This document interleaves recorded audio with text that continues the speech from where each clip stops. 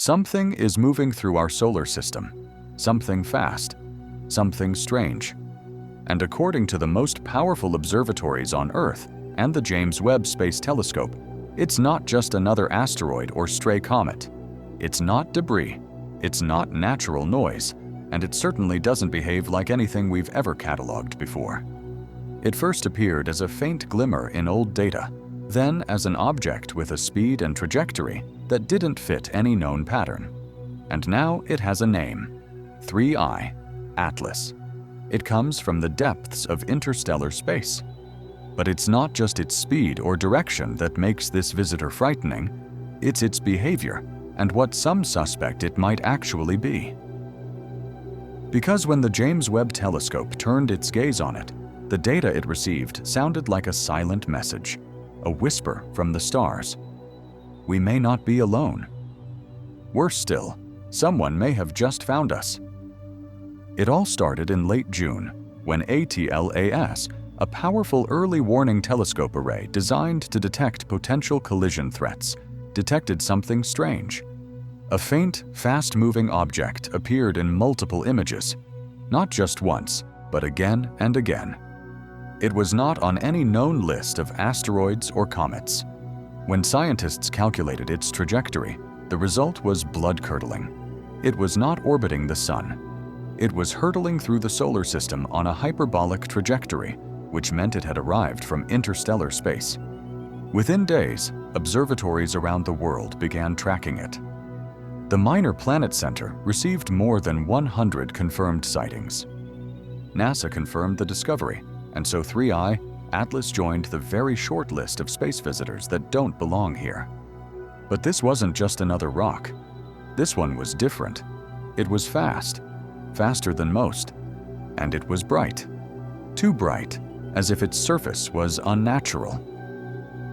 As the rumors spread, a familiar name entered the conversation: Avi Loeb, the controversial astrophysicist from Harvard, who once suggested that Oumuamua in 2017 could have been an alien probe. Loeb immediately called for the James Webb Telescope to be used to observe 3I, Atlas. He was not alone. Dozens of astronomers agreed because this object was not behaving like a normal comet. Its brightness did not match its estimated mass. Its shape seemed incompatible with known bodies. Worse still, if it was dark and rocky, it had to be huge to reflect so much light. Much larger than Oumuamua or Borisov, the two other confirmed interstellar visitors. Loeb suggested looking for non-gravitational acceleration, a subtle movement that cannot be explained by gravity alone. Such a movement, if detected, could only be the result of its own engine. When the Webb telescope finally turned to 3I, Atlas, expectations were high. But no one expected what it found. The object's infrared signature did not match any known model. It did not emit heat like a comet. It did not reflect light like an asteroid. Instead, its surface appeared unusually smooth. Its energy profile showed no signs of emissions or tail formation, but had slight periodic fluctuations in brightness, as if it were tumbling or, worse, rotating with intent. This was no ordinary rock. It moved cleanly, predictably. Webb's data showed a strange, jagged, irregular but repeating signal in the infrared range. Not a beacon, not a radio transmission, but something more primitive, mechanical. A pattern in the light, perhaps the only way a silent machine could speak in the void. Until 2017, we had not observed a single confirmed interstellar object. Then came Oumuamua, long, thin, and fast, with strange acceleration and no tail. Then came Borisov's comet, more familiar but still mysterious. And now, just a few years later, 3I, Atlas. Brighter, stranger, and frighteningly timely. 3 in a decade. Some scientists say we've just gotten better at detecting them. Others aren't so sure. Why now? Why so close together? Has something changed in our galactic neighborhood? Or have we simply become advanced enough to finally notice what has always been there? If these are visitors, the question is not when they will arrive, but whether they are already watching us. As Webb continued to track 3I, Atlas, its fluctuating brightness turned into something more than mere astronomical curiosity. The fluctuations were not random. They occurred at fixed intervals, and those intervals, when translated into a sequence, matched mathematical patterns we knew: prime numbers, Fibonacci ratios, binary sequences. Artificial intelligence trained to detect anomalies repeatedly flagged them as unnatural.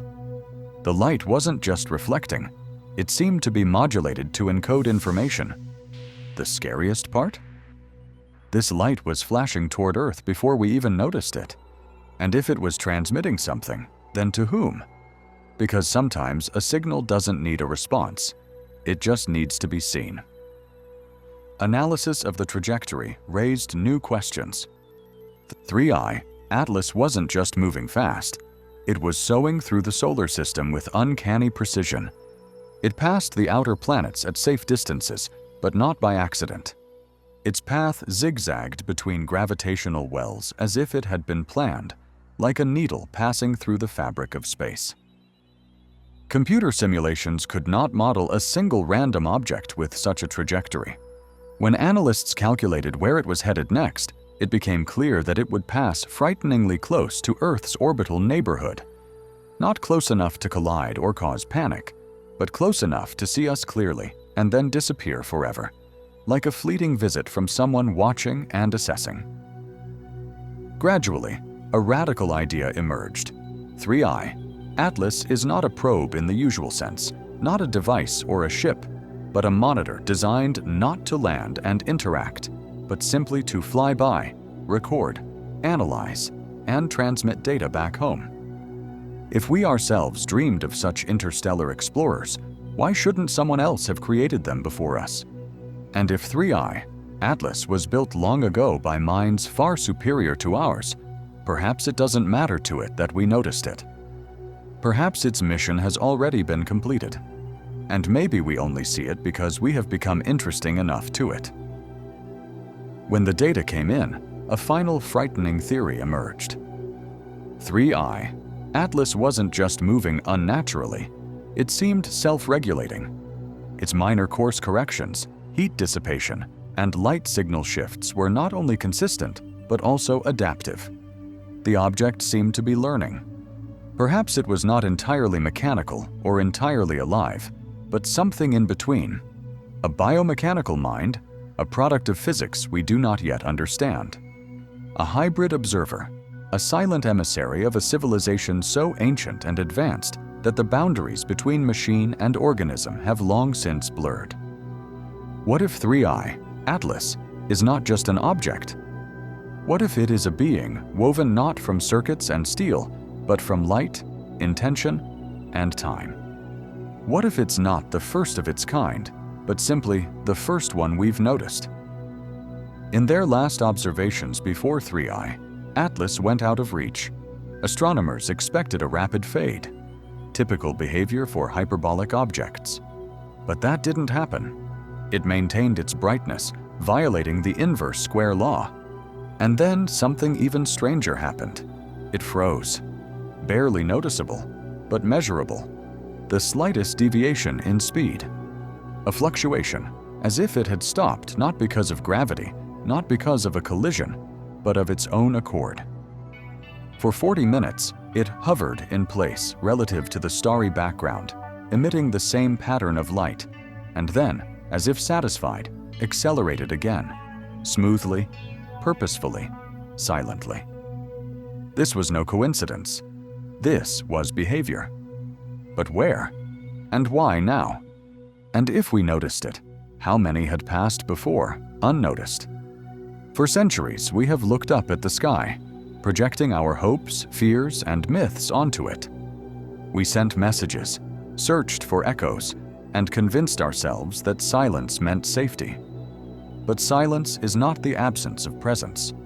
Sometimes silence is a choice. And now, as 3I, Atlas slips back into the shadows, we are left with the most frightening thought. It wasn't lost in space. It was flying by. It was watching. It was measuring. Not by accident, but by design. It wasn't a rock.